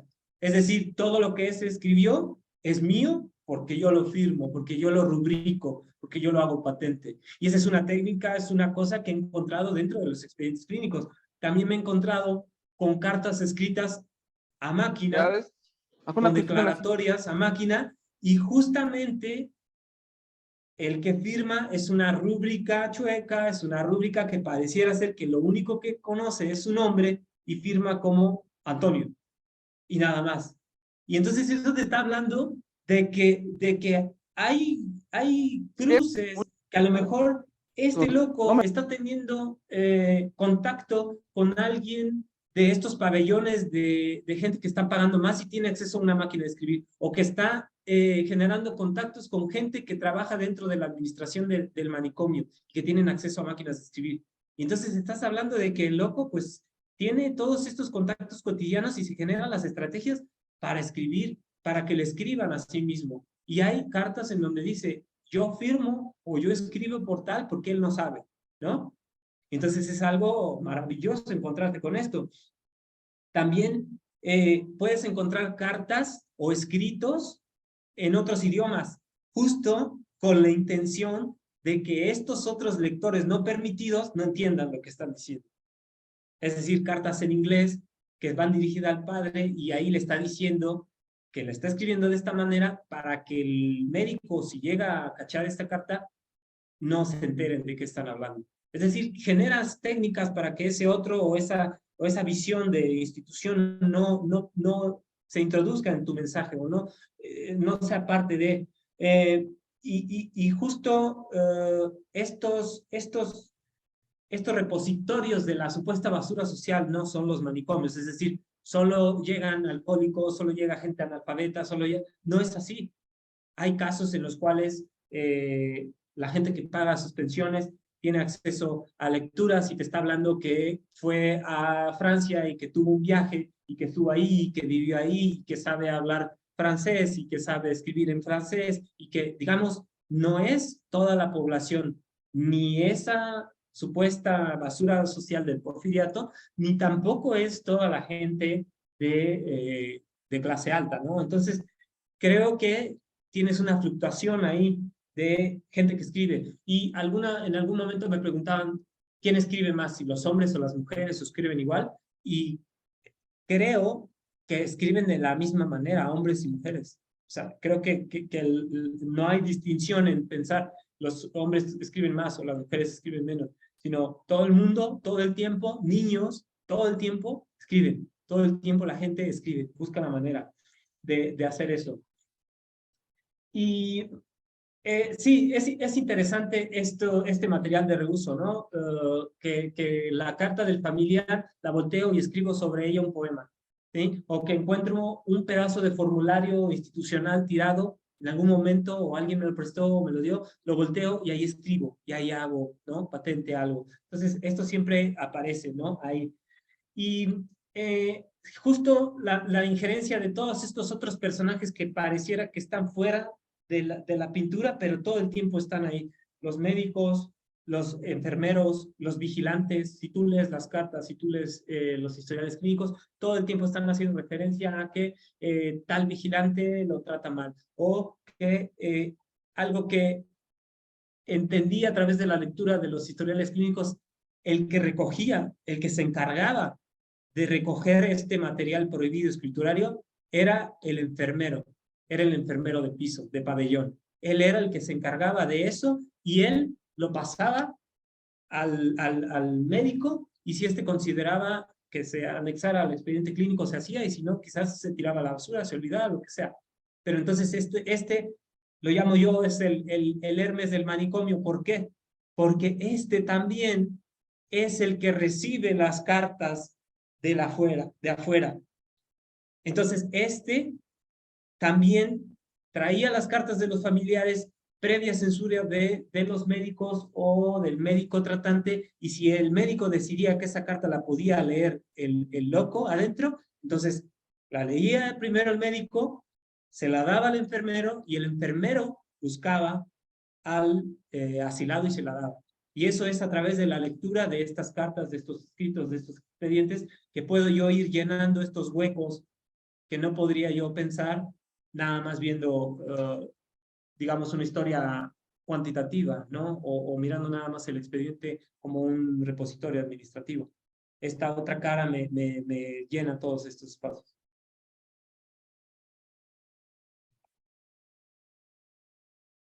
Muy bien, muchas gracias. Muchas gracias, Antonio. Aquí, bueno, no sé, Ana, si tú quieras, comentar algo respecto al comentario que Antonio hizo en torno a tu intervención. De otra forma, para dar lectura a los comentarios que están aquí compartiendo en el chat. No, solamente quería decir que te agradezco, aclaraste muchas cosas. Quiero quedar tiempo, bueno, comento otras cosas. Gracias. Perfecto. Entonces, dame oportunidad de leer aquí lo que nos están regalando. Sofía González Rivera comenta: me parece un trabajo interesante La cantidad de fuentes primarias que estás manejando es impresionante, dice. En Puerto Rico, los documentos de los hospitales psiquiátricos del siglo XIX y XX se han extraviado, no se han preservado. Hay documentación, pero es escasa. Me gustaría conocer un poco sobre el contenido de las cartas. Creo que acabas de contestar mi pregunta. Sí, ya más o menos diste respuesta en ello, pero no sé si quisieras abundar un poco acerca de ese contenido de las cartas. Por favor, Antonio. Sí, claro, digamos que estamos ante un hallazgo fuera de lo común o de lo normal.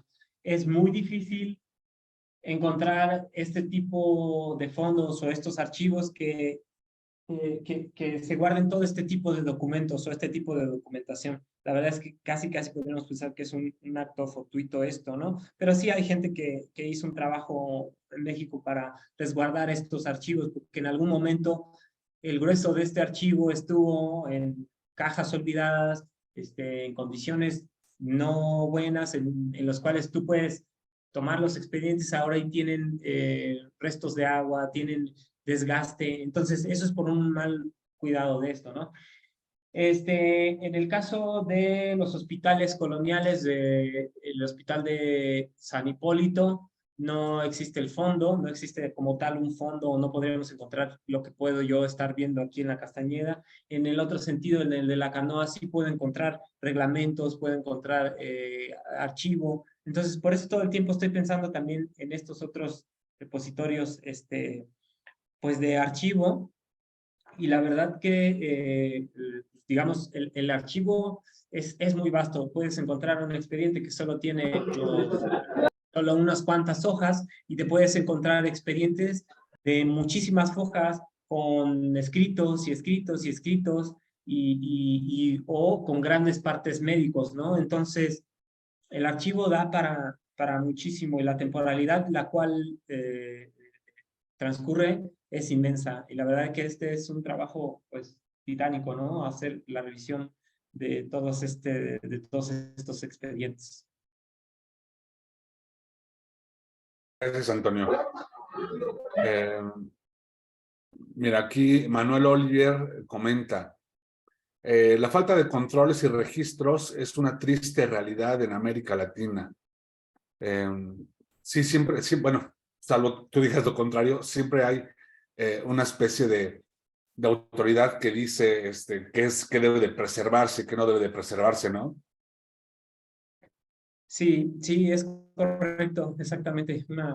Es una pena realmente que justo ahora, con el transcurso del tiempo y de investigaciones de colegas míos, nos hemos dado cuenta o te encuentras con esa realidad de que ciertos archivos o ciertas revistas o ciertos libros se tiran a la basura porque no se consideran que tengan ningún valor en ese momento, ¿no? Y es decir, no estás pensando de la manera adecuada en preservar este tipo de materiales para en un futuro acercarte a ellos y te van a narrar una historia.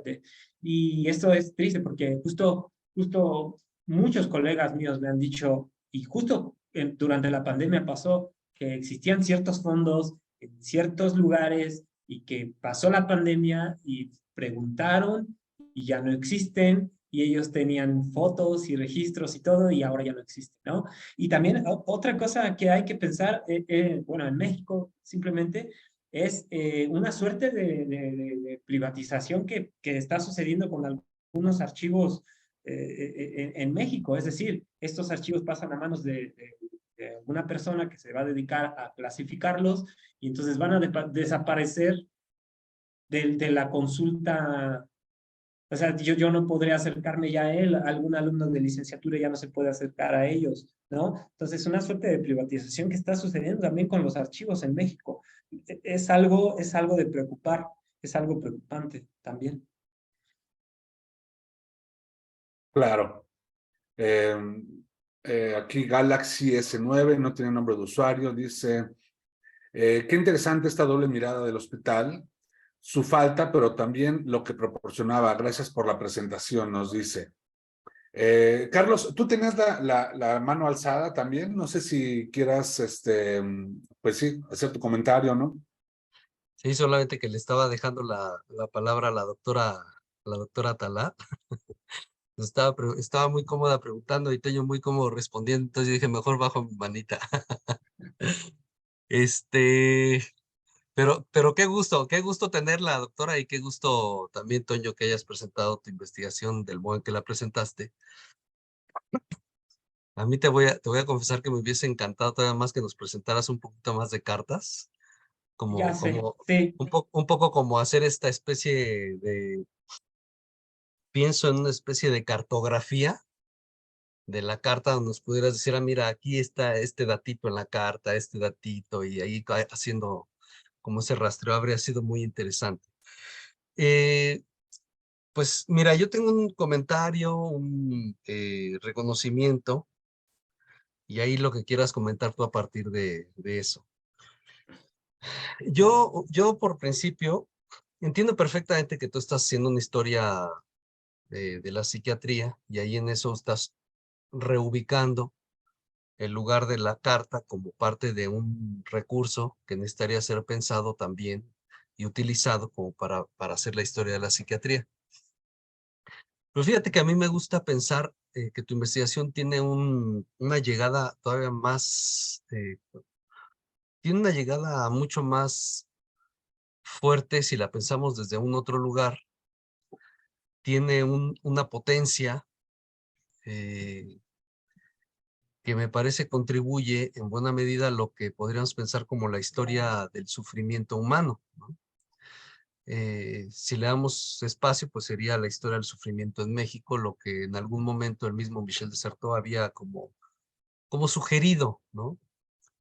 Eh, Me gusta mucho porque por ahí preguntaba, pues ya no recuerdo quién preguntaba o quién comentó algo, si esto podría ser como, o la misma doctora Ana lo planteó, no recuerdo quién fue, si esto podría ser pensado para, no, fue Juan Guerrero, si esto podría ser pensado como para otros contextos.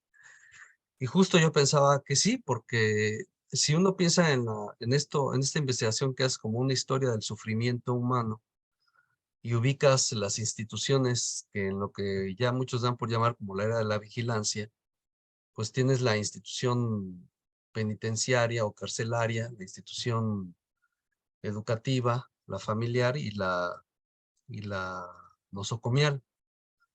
Y esta tensión que tú vas presentando entre el actor que quiere narrarse o que está deseoso o ávido de narrar, de ponerle palabra a lo que está sintiendo, y que eso se tensiona con una institución que más bien se ha dedicado a elaborar toda una serie de instrumentales, ha puesto en acto una serie de, o un activismo lingüístico, instrumental, práctico, etcétera.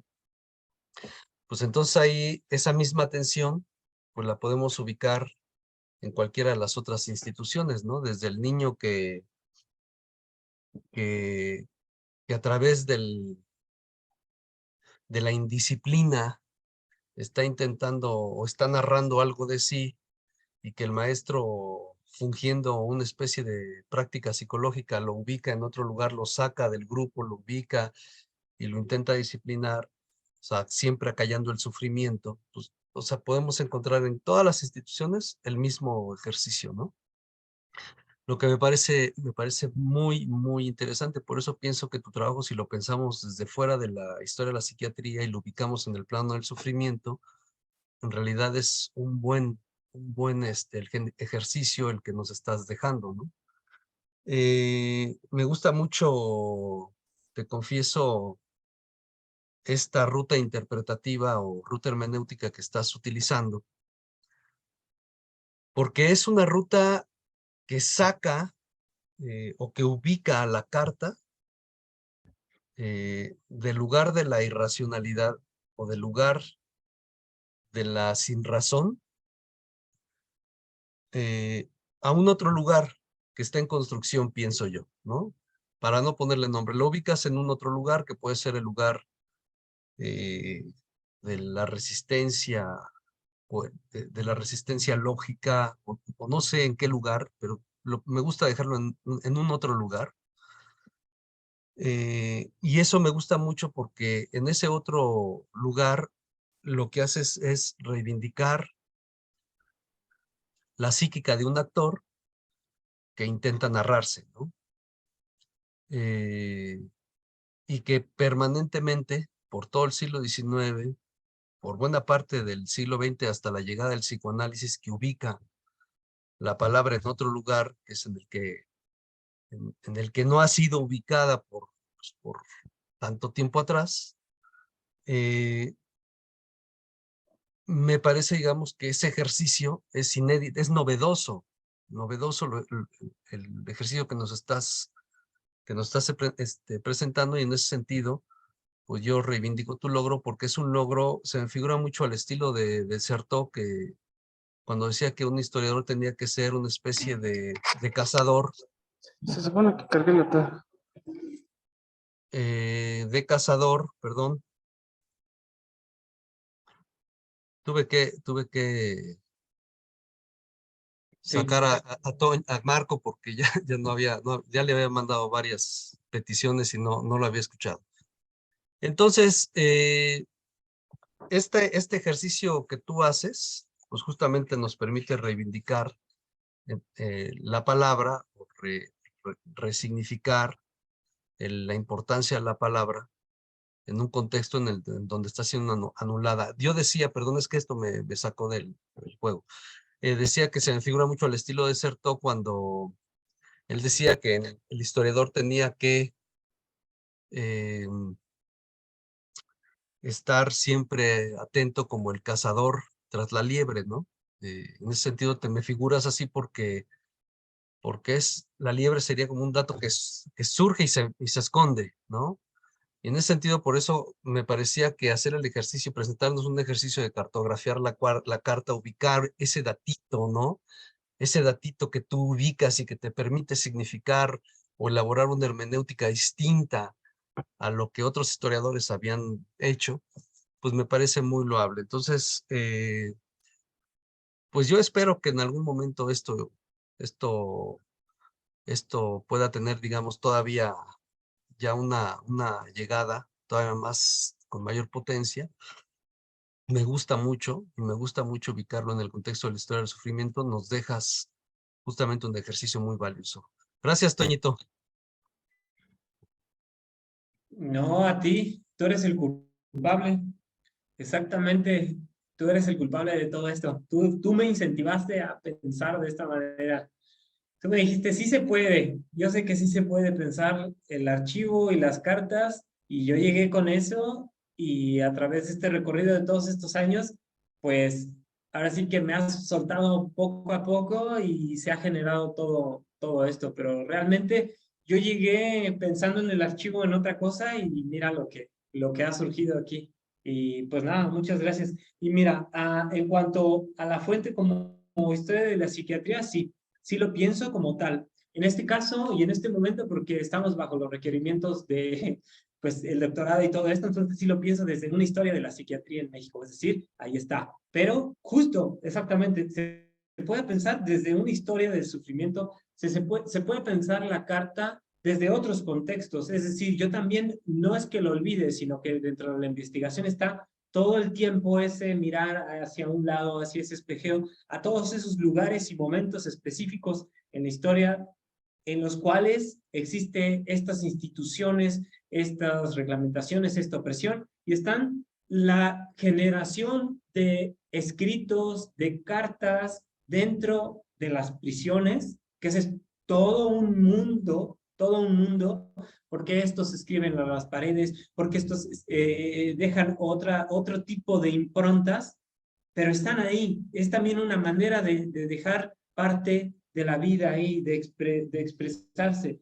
Están también los campos de concentración. Los campos de concentración fueron el lugar propicio e idóneo en el cual, si nosotros pensamos como la Castañeda, la leyenda negra, si nosotros pensamos en los campos de concentración como este lugar opresivo en donde no surge nada, en donde todo el tiempo el sujeto es oprimido, es acallado, es acabado, es fulminado, encontramos que todo el tiempo estas personas generaron estas prácticas de resistencia, estos ardides en los cuales, digamos, escribían detrás de los costales con carbón, guardaban estas cartas, las enterraban, las ponían debajo de las mesas. Entonces, la idea era dejar constancia de la vida, del sufrimiento, como bien lo dices, del transcurso del sufrimiento, de lo que estás experienciando en este momento particular de tu vida, y la única impronta, la única huella, lo único que podemos encontrar es la escritura, y siempre encontraban la manera de crear ese espacio, de crearse los materiales, de ponerlo, de hacerlo. Entonces siempre ha habido eso. También está este otro mundo de autobiografías, es decir, de autobiografías de esclavos que aprendieron a escribir y ellos están narrando su propia vida. Estamos pensando desde de la historia cultural, estamos pensando en esta suerte de escrituras que escribe una persona en 1700 y que pareciera ser que no es para nadie y al final termina siendo una muestra de lo que está pasando en ese momento, de esta vida, de estas autobiografías no pensadas quizás, o pensadas también. Entonces, creo que exactamente se puede pensar esta investigación en un marco todavía muchísimo más grande. Claro, siempre lo tengo en mente realmente. Y la otra, lo que me comentabas en cuanto a la carta y la sin razón, y que da ese espacio para ese otro lugar, ¿no? Pero ese espacio de ese otro lugar lo genera un actor que está floreciendo en este momento particular de la historia, y que es ese, que no me canso de decirlo y que también Michel de Certeau habla de él, es ese hombre ordinario, ese hombre cualquiera, pero ese hombre cualquiera está teniendo algo que decir. Es decir, ya no está esperando a que se cuente la historia con H mayúscula o que no lo tome en cuenta él, sino más bien en este momento, este hombre ordinario se piensa en esa investidura y él busca dejar patente su transcurso dentro de esas historias, dentro de esta gran historia. Quiere dejar patente parte de sí en este mundo. ¿Y eso cómo lo puede hacer? A través de las autobiografías. Y es por eso que las misivas, las cartas, las autobiografías, es un género que explota, no por casualidad, en este momento histórico, en el paso de 1800 a 1900. O sea, el dejar patente la vida de sí o narrarse a sí mismo a través de este ejercicio autobiográfico, pues depende de quién, del mismo hombre ordinario, de ese hombre que, quién sabe, que no va a ser tomado en cuenta por las grandes historias de las batallas, por las grandes historias. Y es decir, yo mismo me hago pertenecer a la historia, me hago pertenecer a este mundo, me hago patente a través de mi propia escritura. Y con el simplemente escribir y dejar algo y sentirse parte de este mundo, ya él ya está del otro lado. Exactamente. Entonces este actor... Es que cambiamos este semestre y no es fortuito, digamos, la aparición de las autobiografías, la aparición de este tipo de sujetos, de hombres ordinarios, no es fortuito, no viene de la nada, sino es un proceso que viene generándose, ¿no? Y tiene que ver también con el proceso de alfabetización, es decir, ahora, entre comillas, la gran masa puede acceder a la escritura, no es como antes que se daba una lectura y todos escuchaban y se aprendía y no se escribía y solo pocos podían ser los que escribían. El papel, la tinta, la impresión de los libros, todo este tipo de cosas genera este nuevo actor, ¿no? Y exactamente, sigue siendo una falta, fue la falta que existió en la investigación previa, la dimensión visual, exactamente. Hace falta la dimensión visual, es decir, cuando yo hablo de un micrograma debería de presentar cómo son esos pequeños cuadernillos de escritura, de qué tamaño es la escritura, cuáles son las dimensiones de la letra, de todo este tipo de cosas, cuando hablo de dibujos, es decir, hacer esa disección puntillosa de cada uno de estos elementos que yo les estoy más o menos aquí presentando, pero tendría que hacerse, sí, de manera consciente y concienzudamente, porque esa otra dimensión visual todavía va a dar muchísimo más.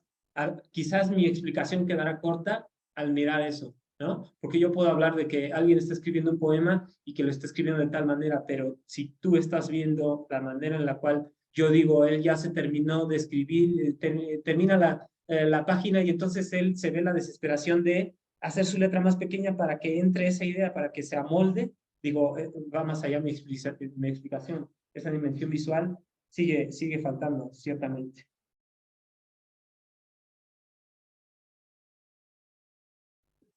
Y No, tal la vez se verdad, lo achaco, digamos, al tiempo. no, la verdad es que sí creo que, o sea, he sido testigo de cómo te has ido abriendo camino, has ido armando una ruta muy compleja, en donde has tenido que jalar conceptos, ideas de distintos lugares, y eso me ha parecido pues, una genialidad y un aporte muy tuyo, ¿no? Y eso creo que no es cosa sencilla, o sea, porque ubicar la carta en un otro lugar distinto al que históricamente se ha colocado, me parece un logro gigantesco. Claro, es algo que todavía se está trabajando, está en construcción, pero ya de inicio me parece un tremendo aporte. Gracias, Toño. Sí, de nada. Sí, sí, y justo lo que presento aquí, digamos, es esa cara del archivo y lo que yo he podido más o menos dilucidar, masticar a través de la lectura del archivo, pero justamente lo que no se ve en este momento es esa otra cara que hace referencia a los conceptos, a autores, a esa otra cara que está ahí, que le da fuerza a esta carta, estos autores, estas corrientes, es decir, todos estos otros conceptos que vienen y le dan fuerza, sustento a esto. Y justo lo que estoy tratando de hacer en este trabajo de doctorado es, sí tengo ya ahora esa dimensión metodológica, histórica, autores y todo, pero también estoy intentando pensar esta práctica escrituraria, esta poética, a través de ciertos conceptos, de de ciertos conceptos que han sido elaborados por autores o por literatos, por novelistas. Es decir, ellos también están pensando que la escritura en algún momento explota en sí misma. En algún momento la escritura es la única vía posible por la cual uno trata de decir lo que siente de la realidad, de experienciar esto, y la escritura explota. Y entonces hay conceptos de otros tantos autores y novelistas que están ahí y que justo estoy pensando en estos otros que todo el tiempo están diciendo que rozaron la locura, que tuvieron alguna tensión de, ¿sí? O sea, que todos esos que pareciera ser que rayan en la locura, ellos también están pensando en el lenguaje como pues, el único medio que tienen para a través de experienciar y decir lo que tienen que decir, pero ellos bien saben que el lenguaje por sí mismo es una limitante.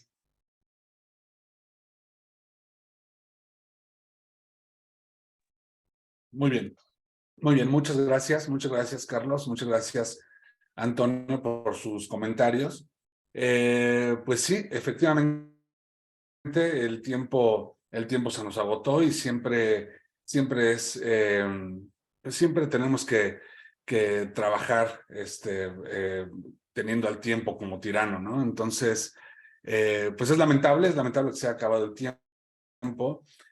Yo insisto en que el trabajo que Antonio nos presentó es un trabajo bastante más que interesante, muy importante, en tanto que recupera pues bueno, esos elementos minúsculos de la vida cotidiana, como es propiamente la escritura, constituyéndolos como elementos fundamentales para poder elaborar una historia, en este caso, pues de la psiquiatría en México, ¿no? Entonces, en ese sentido, pues bueno, va también una felicitación de mi parte, un aprecio importante también para tu trabajo. Y pues bueno, no me resta más que agradecer, insisto, a Antonio, a todos quienes tuvieron el tiempo, la disposición y la energía para estar aquí acompañándonos. Me gustaría únicamente cerrar para, bueno, haciéndoles la invitación a que podamos construir pues un grupo de WhatsApp mediante el cual pues justamente podamos agilizar la comunicación, que sea funcional no únicamente para estos encuentros que son mensuales, sino también, pues bueno, para irnos comunicando, pues bueno, a lo largo de las semanas en las que no estamos, en las que no estamos propiamente, digamos, aquí en el encuentro, ¿no? Entonces, no sé de qué forma nos pudiéramos organizar para ello. Quizá puedan, pues bueno, aquí en el chat compartir sus teléfonos y de esa manera, pues ir elaborando ese grupo de WhatsApp. Carlos, ¿vas a decir algo? Sí, solamente si me lo permiten. La idea es tener una comunicación mucho más activa.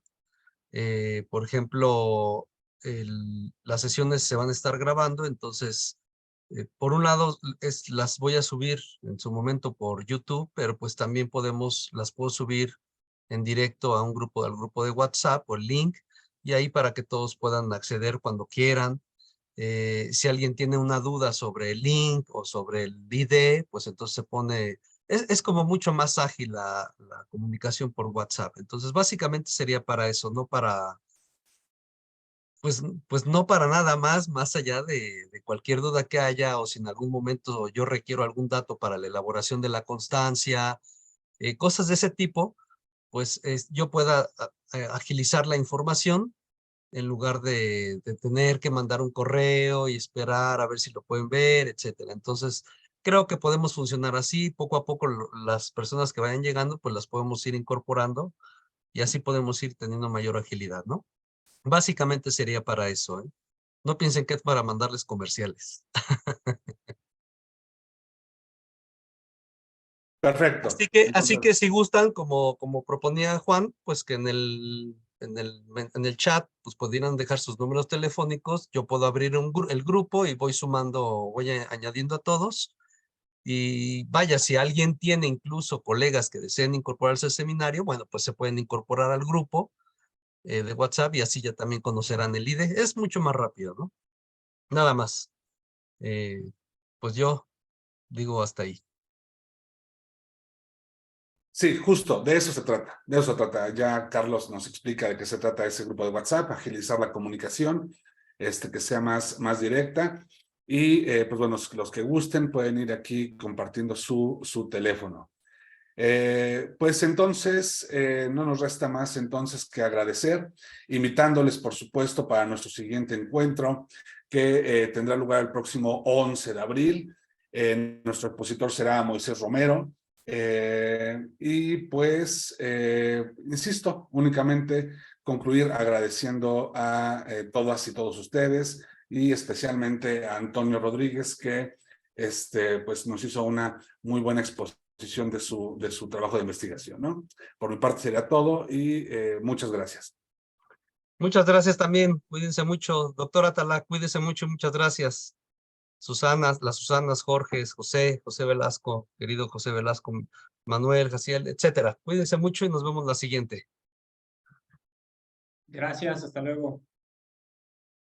Dafne, querida Dafne, nos Hasta vemos luego. después. Nos vemos la siguiente, Moisés.